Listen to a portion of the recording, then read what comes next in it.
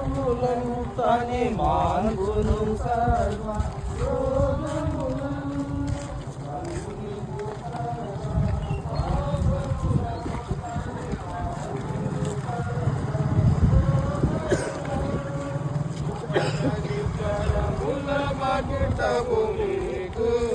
ధరింపజేసి నన్ను మరచు కృపకనికరము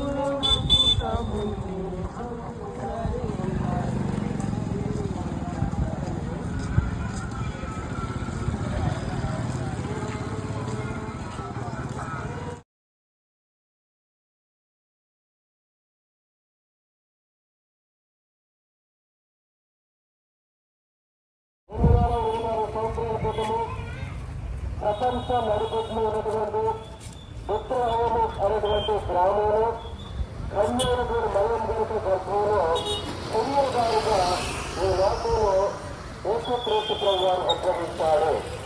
ప్రియులారా, యేసుక్రీస్తు వారి యొక్క పుట్టుక ప్రపంచంలో ప్రతి మానవుడు కూడా రక్షణకు కారణమైంది. ప్రియులారా, అంధకార సంబంధమైనటువంటి అధికారులు చీకటి ఆత్మ సమూహంతో నిండి ఉండి నిత్య నరకాగ్నికి పారవుతున్నటువంటి మన జీవితాల్లో ఆయన మనం నశించుకోవడానికి వస్తున్నాక దేవుడు ఈ లోకానికి మానవులు ఎదుర్కొనే లోకానికి వచ్చాడు. మనమందరూ దేవుడిని అడుగుతామంటే అతను కానీ దేవుడు మానవులు ఎత్తుపెట్టి వచ్చాడు కాబట్టి ఆయన మనకు ఒక మార్గదర్శకుడు అయ్యాడు. యేసుక్రీస్తు ప్రభువు ఈ లోకంలో జన్మించారు. 39 సంవత్సరాలు మానవులు ఎలా జీవించాలని దేవుడు ఇష్టపడుతున్నాడు. ఆ ప్రకారంగా నడిచి చూపించాడు. అంతేకాకుండా ఆయన మనందరి యొక్క పాప విమోచన కొరకు కల్వరి శిలువలో ఆయన బలి అయ్యారు. మనందరిలో శాశ్వతమైనటువంటి దైనంలో నుండి మనం విడిపించడానికి ఆయన మృతి నుండి మృత్యుంజయుడిగా తిరిగి లేచి ప్రియులారా, యేసుక్రీస్తు ప్రభువారు ఈ లోకంలో జన్మించారు, అలాగనే జీవించారు, మనందరి కొరకే మరణించారు, సమాధి చేయబడ్డారు, మృత్యుంజయుడిగా తిరిగి లేచి మానవుని లోకాన్ని విడిచిపెట్టిన తర్వాత వారి ఆత్మ ఏమైతే ఉన్నదో కూడా మనందరికీ స్పష్టంగా తెలియజేసి ఉన్నారు. ప్రియులారా, మనం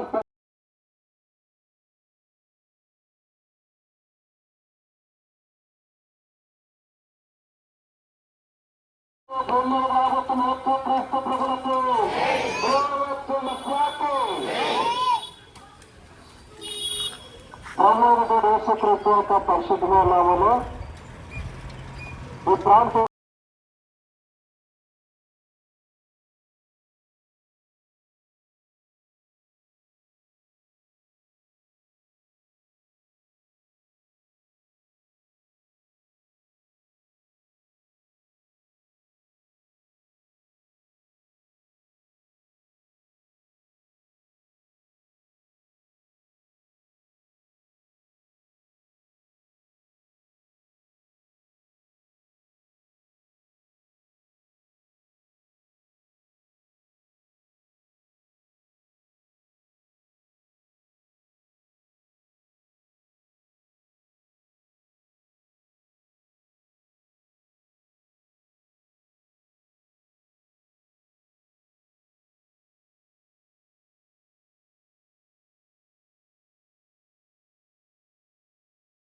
అనేటువంటి చింత మనుషుల్లో ఉంటది.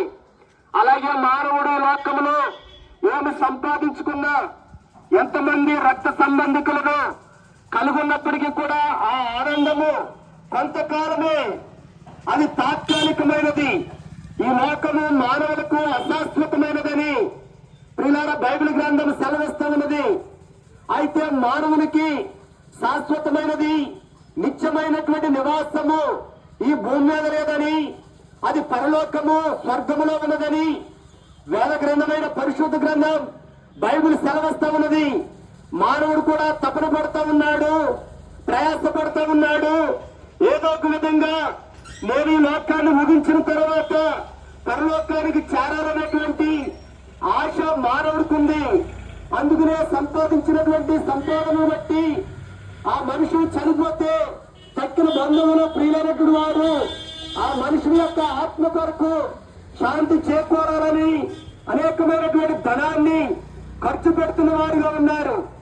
అయితే చనిపోయిన వారి కొరకు మనం చేసేటువంటి ప్రయాస ప్రియులారా యొక్క ఆత్మకు చెందుతుందనంటే అది అసంభవం, అది అసంభవం.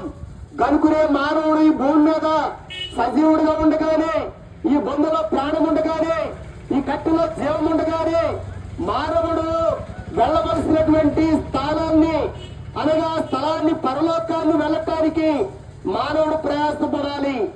ఏంటి ఆ ప్రయాసం అంటే, నేను ఏ విధమైనటువంటి విధంగా నేను పరలోకం చేరతాను, స్వర్గం వెళ్తాను అని అంటే ప్రియమైన వారులారా, యేసుక్రీస్తు ప్రభువారు సెలవిస్తా, యేసుక్రీస్తు మానవులకు మోక్షము కలగజేయటం కొరకు 2000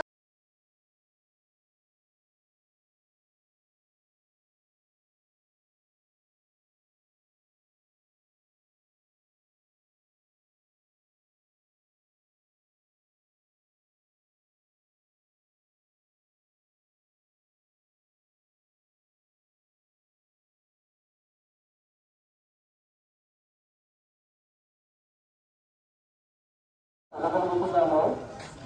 ఆయన లోకానికి రావడంలో కలిగే ఉద్దేశాన్ని మనం గమనించదగ్గరమవుతున్నాం. యేసు అంటే రక్షకుడు, యేసు అంటే అభిషక్తుడు. తన ప్రజలను వారి శాతంలో నుండి ఆయన రక్షించిన కనుక ఆయనకు యేసు అని పేరు. ఎవరు ఆయన ప్రజలు రక్షకుడుగా బాగుగా చదువుతుంది. ఆయన మనలను పుట్టించను, మనము ఆయన వారు. దేవుడు ఈ లోకంలో మానవుని దగ్గర ఉండేదాని కొరకే దేవుడు తన సంకల్పమై ఉంటుంది. కనుక ఎట్లాగా ఈ దేవుడు మానవుని చూడగలడు, లేకపోతే ఏ విధముగా ఈ మానవుడు దేవునికి చేరుకోగలడు అనంటే పరిశుద్ధ గ్రంథమైన బైబిల్ సెలవిస్తున్నది, హృదయ శుద్ధి గల వారి ధనులు వారు దేవుణ్ణి చూచెదరు. కనుక పాపంతో ఉన్నటువంటి మానవుడు ఎట్లాగా హృదయంలో శుద్ధి కాగలదు అనంటే కనుక ఆ శుద్ధి ఎంత మాత్రం కూడా చేయడానికి అవకాశము లేదు. సమానంగా చెప్పవచ్చు, పాపములకు ప్రాయశ్చిత్తము రక్తము చెల్లించాలని. కనుక ఎవరి రక్తము ఈ యొక్క మానవ నిమిత్తంగా ప్రాయశ్చిత్తము చేయబడుతుంది అనంటే కుడివైపు మేకవైపు రక్తము కాక తాను తన స్వరక్తము చేత ఈ లోకంలో మానవుని సంపాదించుకున్న దాని కొరకై మన యేసుక్రీస్తు వారు 2024 సంవత్సరంల క్రితమే శరీర భారంగా లోకానికి వచ్చిన వాడు ఉంటున్నాడు. ఆయన అల్ప భూమిగా ఉండి ఇంత వర్తమాన భవిష్యత్ కాలంలో సమాజకాలంలో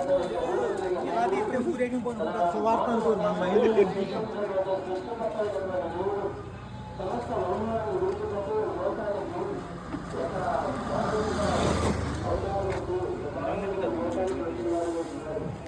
ఉండేగా